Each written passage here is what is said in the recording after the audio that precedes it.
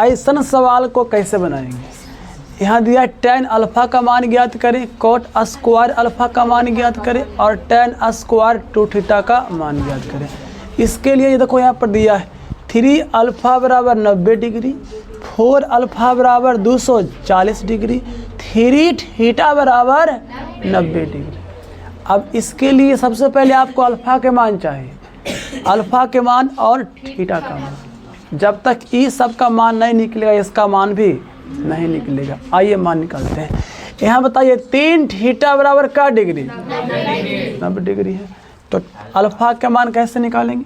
तो अल्फ़ा बराबर ये इंटू में इंटू यानी गुना तो भाग बटा, तो 90 डिग्री बटा 30 डिग्री, तो 30 को 90 से काटेंगे 30 बार में ये कट जाएगा।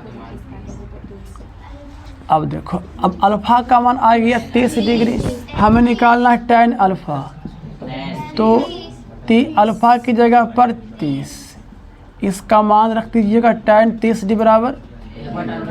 अब इसका मान आपको याद होगा,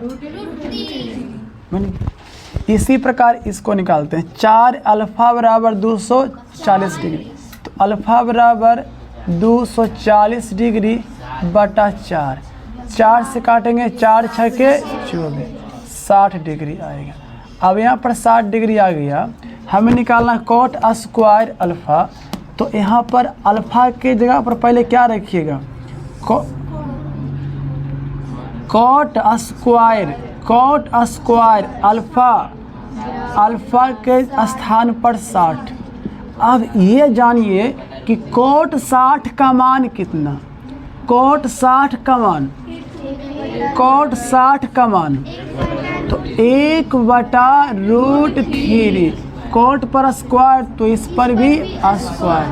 अब स्क्वायर तोड़िए, 1 का स्क्वायर 1, √3 का स्क्वायर 3, स्क्वायर रूट को काट देगा तो 1/3 आया। इसी प्रकार यहाँ से सबसे पहले किसका मान निकालेंगे, थीटा का, तो थीटा बराबर 90 डिग्री बटा 3 से काटेंगे 30 या 90, थीटा का मान का डिग्री आया 30 डिग्री। अब इसी मान को यहाँ रखना है, समझिए बात। तो tan स्क्वायर 2 गुने 30 डिग्री, फिर आगे tan स्क्वायर 3 दूनी 60 डिग्री। अब tan 60 का मान √3 और tan पर स्क्वायर तो यहाँ पर भी स्क्वायर, तो स्क्वायर से रूट कट गया 3 आ गया।